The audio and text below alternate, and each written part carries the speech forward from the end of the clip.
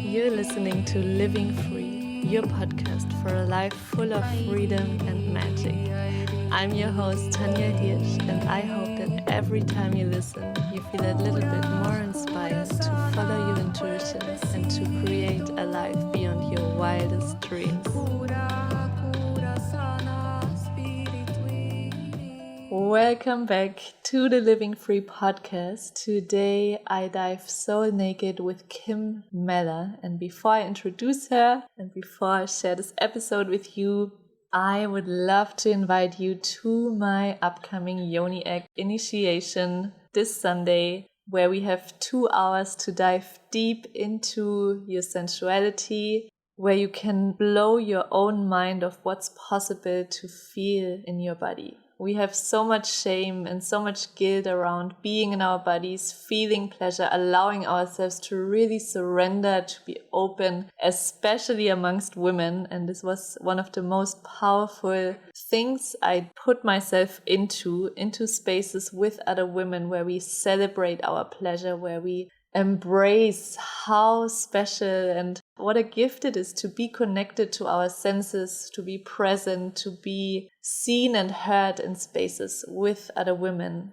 Instead of backstabbing each other, instead of talking behind our backs, I love to create these safe and sacred spaces where we can come back home into remembrance of our unique and sacred sensuality. So if you feel like you have kind of a blockage with your sensual expression, if you feel like your sensuality, your sexuality could be a little bit more, then this is the space for you to come back home to your body, to your sacred sensuality, and to expand your pleasure capacity. And the Yoni Egg is a really powerful tool to clear foreign lovers, to clear any stuck emotions in your yoni, especially if you had past lovers, if you were entered before you were ready. I'm going to record a whole other episode on the benefits of the Yoni Egg, but this is a really powerful practice to not only clear, but also to open yourself for more pleasure in your life.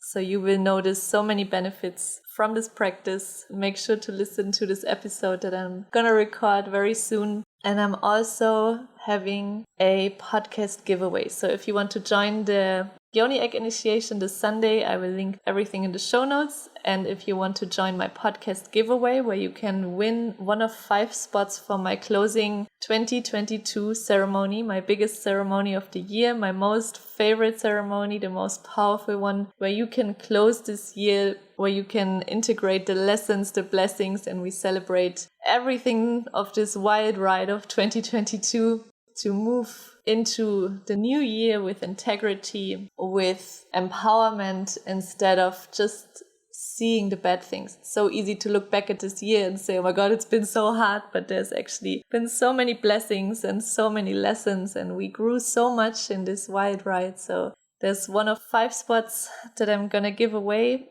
and also 1 home retreat of your choice. So amazing prizes. All you need to do is to leave a review on Apple Podcast. I will link everything below how you can do that. Send me a screenshot before you hit send and you're in the pot to win one of these amazing prizes. So without further ado, let's welcome Kim Mellor to the show. She is, if you're not familiar with her, she's an amazing empowered woman, a manifestation coach, a mentor, author, and podcast host. And she's powerfully impacting women all around the world. And her biggest mission is to be an example of what's possible when you deeply commit to your soul's desires.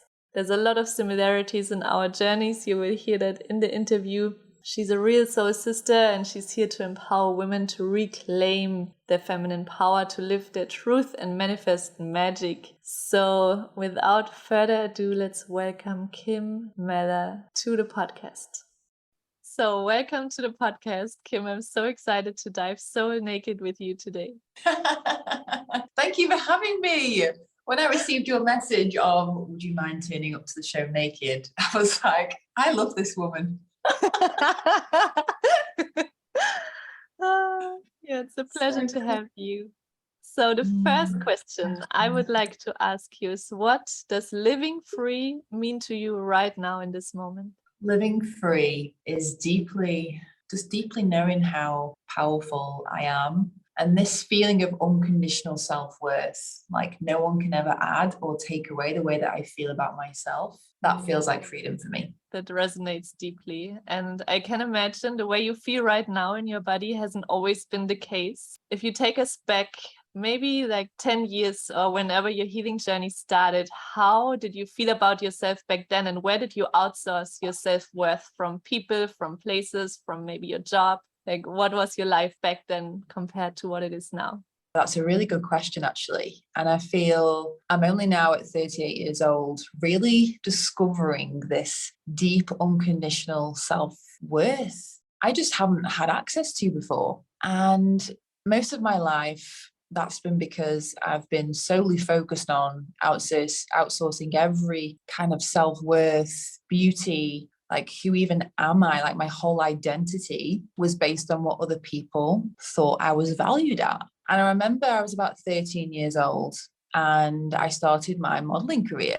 You know, I was actually really shy and it was not something that I was pursuing myself, but I got spotted at an event and ended up going to a casting and they wanted to book me for a job. And I just remember feeling this sense of, oh my gosh, I'm good enough.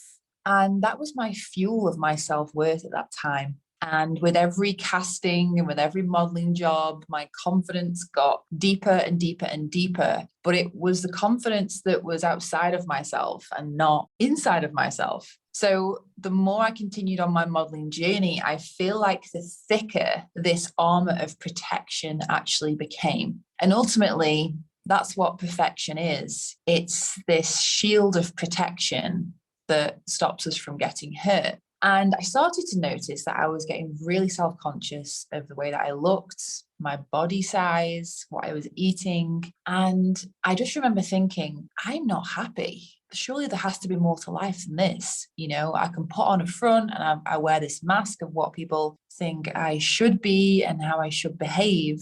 And externally, if you would have looked at me, you would have said, oh my God, Kim's got this perfect life. She's beautiful. She has such an incredibly lavish lifestyle. She's got this BMW. She lives in the city centre of this amazing city in England. And I thought that's what happiness was. You know, I thought happiness was in the things that you can measure outside of yourself. And so this quest for happiness and fulfillment just kept on spiraling outside of myself. You know, it started off with modeling and I was also very sporty. So, you know, if I was winning a sports race, particularly swimming, then I'd feel really good about myself. I'd be like, yes, I won this award. My parents are proud of me. Look at me, look at what I've done. And, you know, this perfect body image, again, protected me from really feeling my feminine. You know, my feminine energy was something that scared me. You know, to be soft and vulnerable and open was something I wasn't used to. I wasn't brought up in a household where we spoke about our emotions and our feelings. And so I was on this constant hamster wheel of perfectionism and proving. And then as I grew up and started my career and in entrepreneurship, it became about the busyness. So the busyness of not being able to sit still and actually be with myself was covering up this void of, wow, what's actually going to come up if I sit and allow these feelings to come through. And I thought that being busy was like this badge of honor. Like I'm sure a lot of people can relate to this. Yeah, I just was striving and setting goals, and every goal I set and I hit, it was onto the next one and onto the next one. And I'd keep setting these higher and higher bars. And I would say to myself, yes, the next time I reach this goal, that's what's going to make me happy. That's what's going to bring me fulfillment.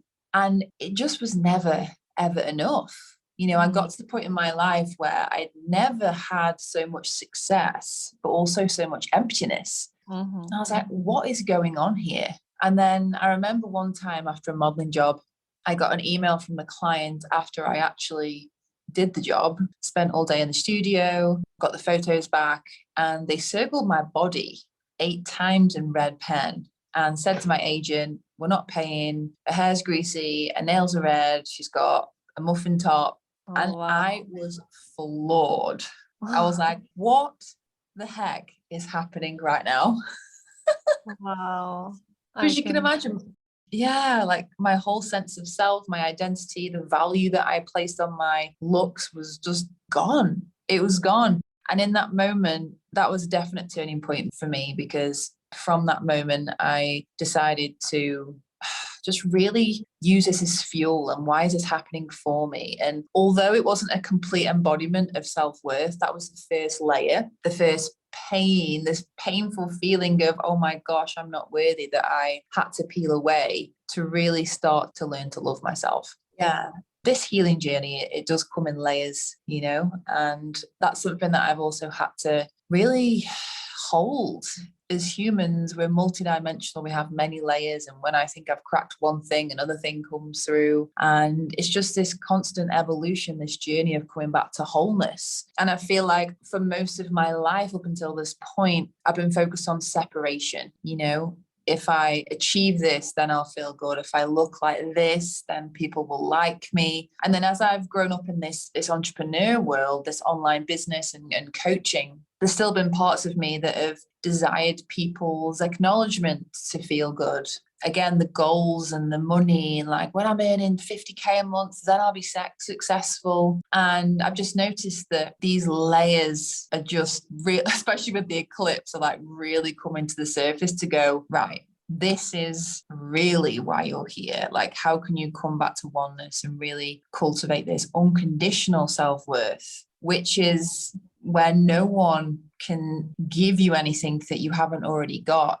When people give me compliments, I say to them, thank you, but I don't take them personally. The same with complaints. I don't take them personally. So I do think this is a really key part in us living a happy and fulfilled life, is cultivating this deep, unconditional self-worth. Thank you so much for sharing that. And I feel so many, especially women, can resonate with that we outsource our sense of self-worth on people, on jobs, on things that happen, so we feel good. And it can go well for quite a while, right? If we get it, it's like the cup gets filled from the outside for quite a while, but we really get to know ourselves and see how empty this cup is if something happens, like the moment you shared you had at this job where people marked your body, like that's a horrible scenario. And then you feel like, wow, okay, something is really off here and something needs to change. I don't want to feel like that's just because something on the outside happens. I don't want to feel like my sense of self-worth is falling apart. So can you take us back to that moment where they marked your body? Like, how did you feel in these moments when you didn't get the outside validation? And how did you slowly begin to source yourself from within? Like, if something happened on the outside, how did you keep that sense of self-worth? How was the journey of spiraling these layers back and forth and finding that sense of self-worth from within?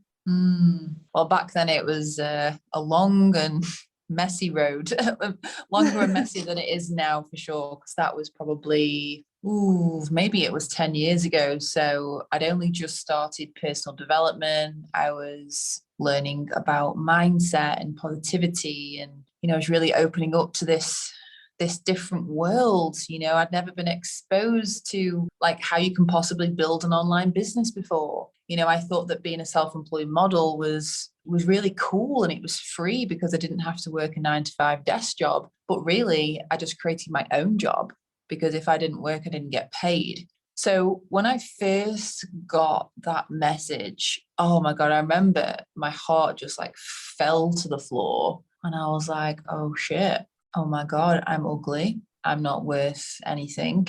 Do you know what? I'm just not going to do modeling anymore. So I just completely fell out with it. And I was like, screw you. So a part of me was like, you're not going to define me. I'm going to define myself. And then I continued to build my online business. So I had an online network marketing business then at the time. And I just put all of my effort and energy into that. So it was almost like, screw you. Right. I'm now going to prove myself. So what was the external need to prove in terms of what I looked like became this internal hustle. And I thought, right, in my online business, no one can ever tell me that I'm not good enough or that I'm ugly to build a business. It's all on my effort. So I was grinding and hustling and I was bragging about I've had 4 hours sleep and this is how hard I'm working. So I didn't really deal with the emotion, I don't think. I just transmuted it into a different form of self, delegating my self-worth to something outside of myself. So yeah, that's what I did. And that's when I really got on this hamster wheel of like hustle and grind, improving, and people were celebrating me and like, oh my God, Kim, you work so hard. And my God, like you're just so committed and dedicated. And I was like, yeah, I am. I'm freaking amazing, you know? And it was really, really hard to let go of that hustle because I didn't know what else to do, because who am I without these things? And then one day, a really good friend of mine said, who is Kim Mellor? And I really had to think about that for a minute. You know, I think a lot of people can relate to this. You know, we were brought up in the education system and then we go and get a job and our identity is formed by a promotion or a role that we need to fulfill within that. And, you know, what do I need to do? Who do I need to be to get this promotion and earn more money? And our identity sometimes gets lost in this job description or who we think we need to be. And I really didn't know who I was. I was a model, but then I wasn't good enough for that. And then I was like, well, I don't really know. So that question really took me on this other journey of self-discovery, like who really am I? And I believe this is why we're here on this planet, to like really discover who we are, to come back to oneness, to really embody our unique expression in the world. And that's only possible when you can fully love and accept all parts of you. Yeah. So then I continued to numb myself with a party lifestyle. Every weekend I was traveling to Germany or I was living in Ibiza. I was just like constantly partying, filling my time with meaningless flings and just like numbing any pain. So in answer to your question, I didn't really deal with that circumstance that happened. I just channeled it into something else so that I didn't have to feel it. Mm-hmm.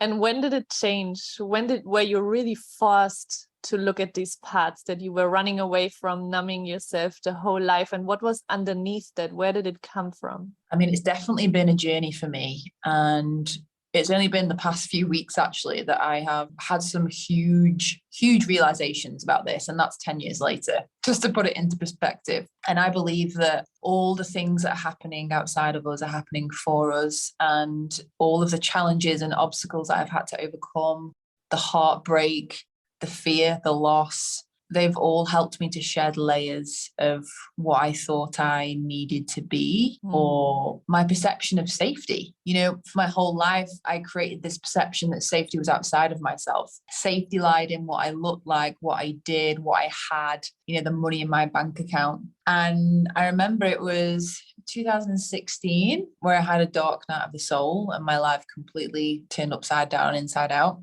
I had a phone call one day while I was actually on a modeling job, and my auntie told me that my mum had suddenly died of a brain hemorrhage. Like absolutely no warning signs, out of the blue, gone. And my whole world came crashing down. I was like, what the actual heck is happening right now? And I just started to tap into the spiritual realm at this point. This is like 6 years ago, but I wasn't really fully embodied in being connected to, you know, the spiritual realms. And so it was really hard hitting in this like old paradigm, this matrix of, you know, my thoughts and my behaviors and how I responded. So that really cracked me open. And I grieved so deeply and intensely for a good month. And I started to just research like what happens after you die and the universe. And I started to come across people like Gabrielle Bernstein, who was someone who I could really relate to in the spiritual realm. You know, wearing white turbans and sitting in lotus position was not something that I could relate to at that time because I was still, again, in this old paradigm in the matrix a little bit. So to see someone like Gabrielle Bernstein speak about spirituality and this other way of living and breathing, I was like, oh my gosh, like I could actually relate to it for the first time. And so 6 years ago, that's the first remembrance that I have of this internal world starting to come online and activate and ultimately remember, right? Because that's what we're here to do, is just remember that we are the most powerful, unique beings on this planet. Like we were born worthy, but we've just forgotten.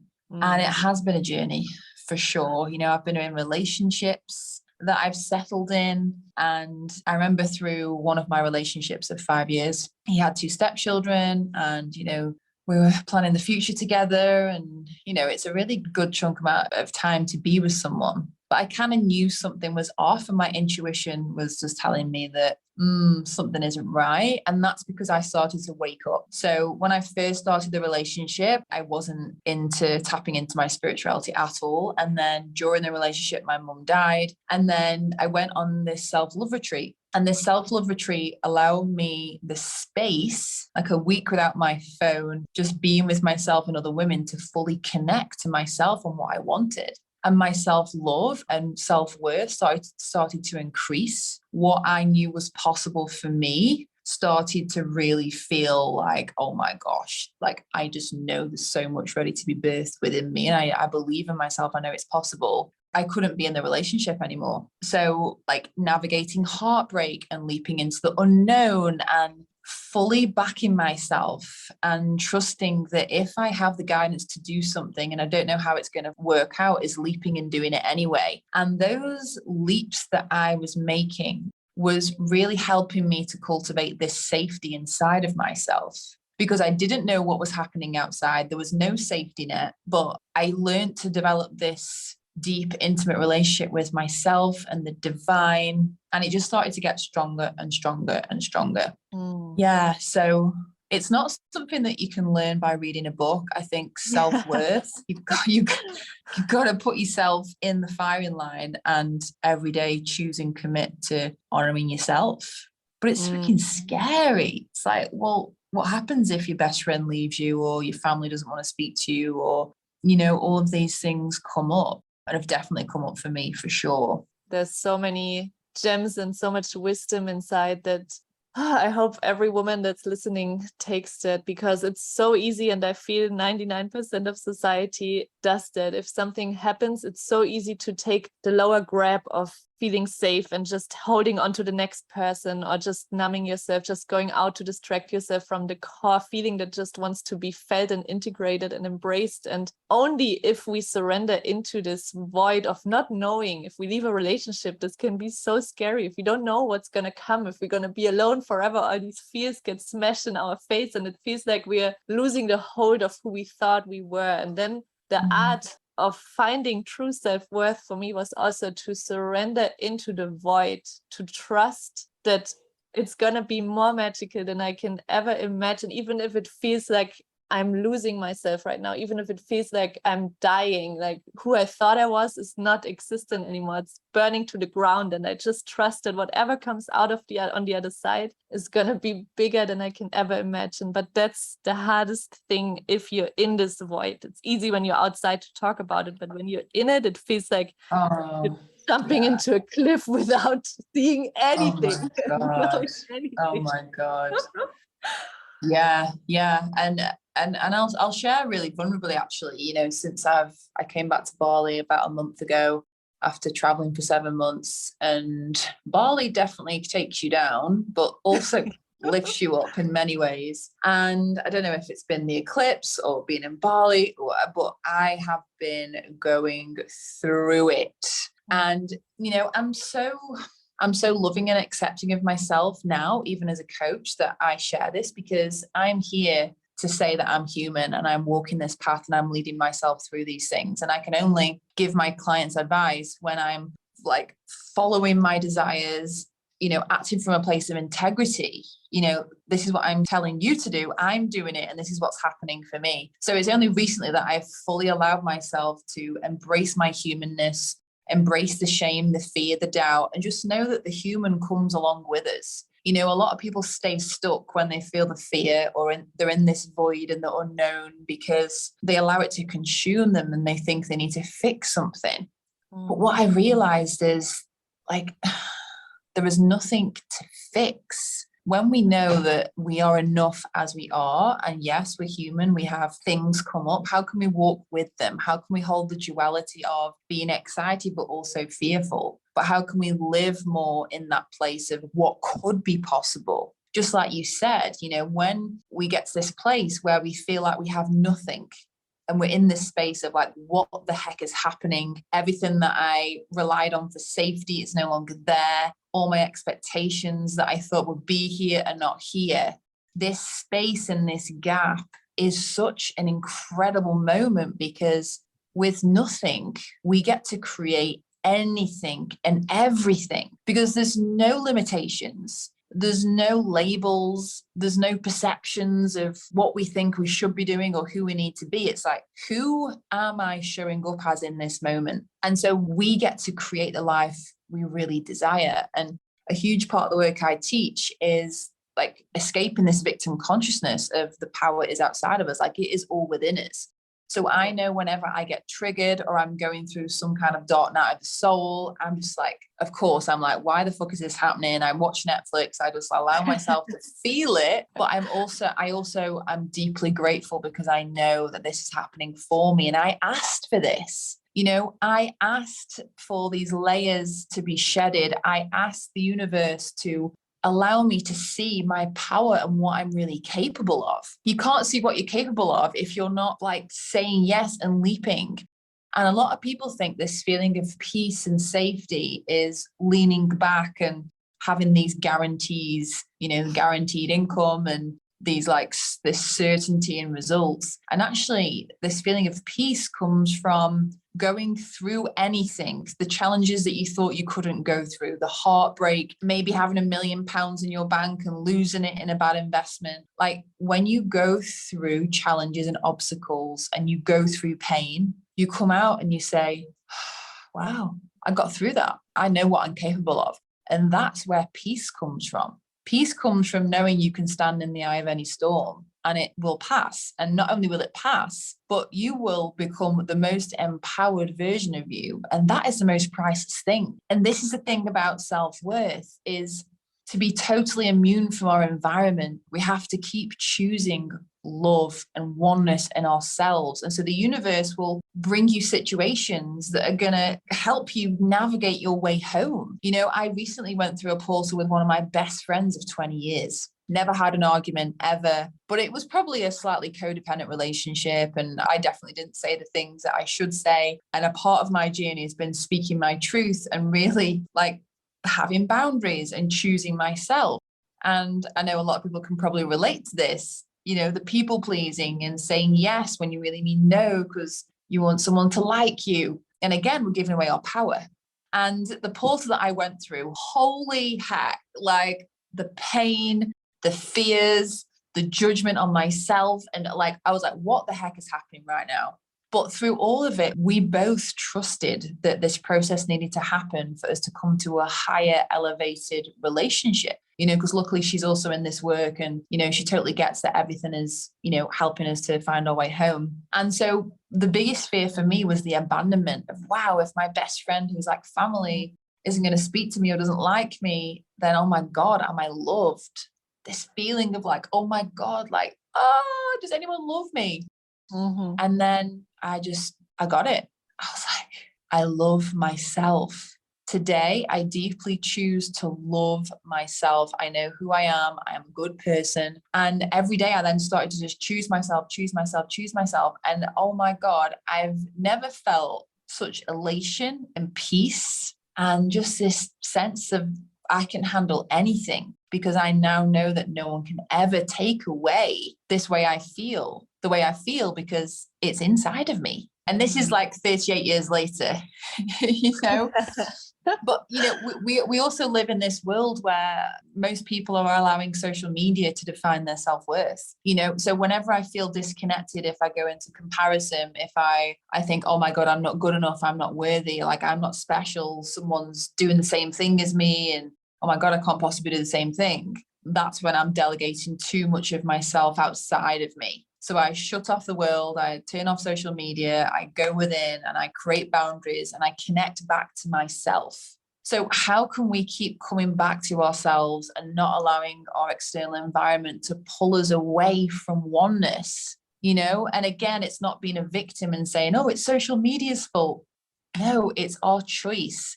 It's a bigger initiation and invitation to commit deeper to creating boundaries and following our soul's desires. Yes, I was moving my head up and down the whole time. It resonates so deeply. And it's been also a huge part of my journey this year. Healing the codependency is huge. You don't realize how much power this has over you until you get forced on your knees. And I think Yes. this is something that takes away your power so much, so much. So I'm wondering if you work with women, or if someone who's listening who's in that situation, they already see the truth, they know some people are not good for them, but they are afraid of being alone, of losing people, of the change, of the unknown that's waiting for them. How can they, maybe a little bit more gentle than we went through this whole journey, navigate through this period of Mm. really standing in the truth and taking back the power and setting boundaries and saying no and really honoring the self-worth and not accepting anything that's not in alignment with that any longer? Yeah, it's a really good question. How do you define your self-worth, right? It's something that no one can ever give you. You have to choose this yourself. And so every day it's a choosing. So how do you choose yourself when your best friend maybe isn't speaking to you? You feel like the whole world's crumbling down. You can't see the wood for the trees. Like, I know that feeling. And someone's saying, oh, if you just do this and you just do that, it's like, oh my God. So the first thing is like, allow yourself to feel it, right? Because the feeling of emotion is so powerful.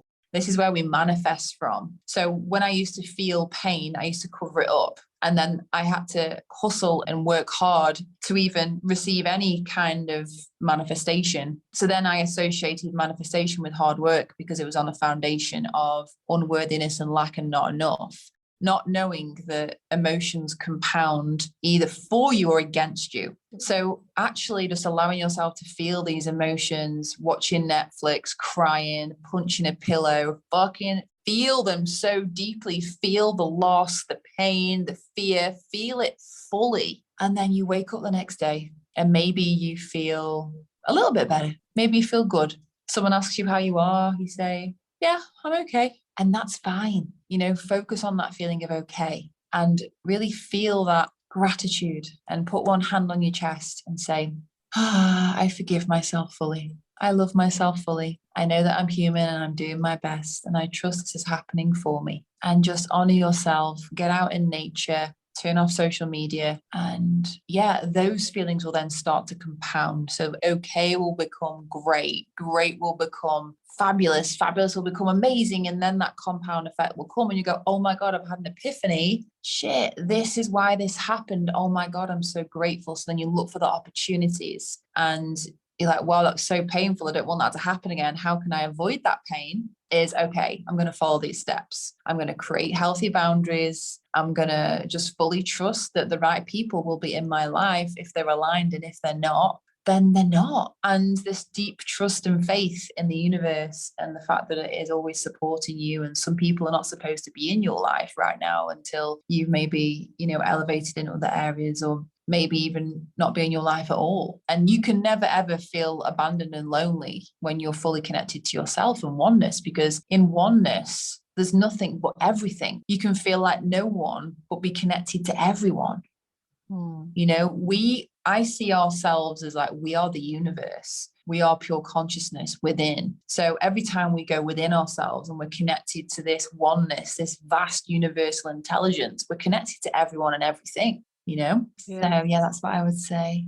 I love that. And it's really powerful. And I feel nothing digs you into the depth of your soul more than if you choose to follow your purpose and to really create your soul business. You don't have a choice, but these things will come up. And that's why I'm such a big fan of also having a mentor. If someone has been through that, he can hold space for you. And it's so much easier than if you navigate through this alone. So if someone's listening and they feel like, oh my God, I'm going through it, but I'm afraid and I feel like I can't handle it. There's so many amazing, powerful women out there who've been through that and that are happy to hold space for you. And sometimes just knowing and hearing these stories can help. Like if someone would have told me, if you face your biggest fears, you become stronger. It sounds so easy and casual, but every single time you face something that you thought you would not be able to handle, For example, when I came to this island, my biggest fear was that I don't connect to people and that I'm going to be alone here. And the first 6 months, everything fell apart. My relationship, or every single friend that I felt connected to fell apart. I lost my best 2 friends. I couldn't connect to the women that I normally connect to because they went through hell. So I found myself being completely alone on this island. And I thought I'm not going to survive that. But by navigating through that, that's where I found my true power, and where I could also see where I had codependent relationships and friendships, and to source myself from within by burning down the version of me that was not in alignment with my soul. And by knowing that every time you come out on the other side, that you're going to be so much stronger, because you see, like, you look back and you see the ashes burning. You're like, wow, I survived it. I thought I'm going to be dead, but I'm actually more strong now. And nothing can, you become unfuckable with. Nothing can take away my truth, because I know who I am, and I don't allow anyone to tell me any different. And especially for the ones who've been in emotional abusive relationships, that's where I feel the power lies, when you come back to your truth and stand in your truth, no matter what's falling apart, no matter what people say to you, no matter how much money you have, you own your truth. And that's the true feminine power in my eyes. So beautiful. Yeah, we are so much more stronger than we think. Yeah, for sure. Yeah, we're incredibly resilient human beings, and this is why we came here. We didn't come here for like an easy time. We're like constant growth and evolution. If you choose it. Yeah, it's all the choice. Exactly. So one last question to wrap our beautiful interview up is, if you go back to another version of you that's younger and less experienced and less strong and less self-worth feeling, if you could tell her one thing that you know now that would have helped you immensely on your journey, what would you tell young Kim? Oh, good question. Well, knowing what I know words help, but experiences are the thing that really help us to find our power. So I would say, keep leaning in, keep trusting, everything's going to be okay, and just embrace every single thing that happens along the way, because it's all happening for you. Like, I would have just allowed those words to just really penetrate me so deeply, because I am who I am because of the experiences. So I wouldn't change them, but maybe cultivating the faith and trust earlier on that it was going to be okay, and there's nothing wrong with me. There's nothing wrong with me. Oh my God, like, I'm fucking human. And I'm so grateful for people like yourselves who have podcasts and is so open, and to say, yeah, the shit hits the fan sometimes. That wasn't a thing for me. Like, people used to cover up their emotions and everything was fucking amazing. But the time we live in right now is very, very different. So yeah, just embrace the humanness and just know you're going to be okay. There's nothing wrong with me. No one ever said this to this question, but it resonates so deeply. So thank you so much for your wisdom, for your time, for your magic. How can women connect with you and your work? How can they find you? Thank you. It's been such a pleasure. You've got an amazing energy. And yeah, I'm so happy to support this mission that you have. Yeah, so check me out on kimmellor.com. Also Instagram. I love Instagram at kimmellor_. Come and let me know what resonates with you. And yeah, so happy to activate women, and whatever level. And this was a huge code for me as well. Like, I'm not here to give people answers. I'm just here to help you find them. So yeah, we all have our own unique way of activating people, and this is yours. So thank you so much for inviting me onto your podcast. It's been amazing. And yeah, I also have my own podcast called The Soul Digger, where I deeply help women to remember their power, their uniqueness, and fully show up and shine in the world the only way that they can. So yeah, thanks for having me. It was so much pleasure. Thank you, Kim. Thank you.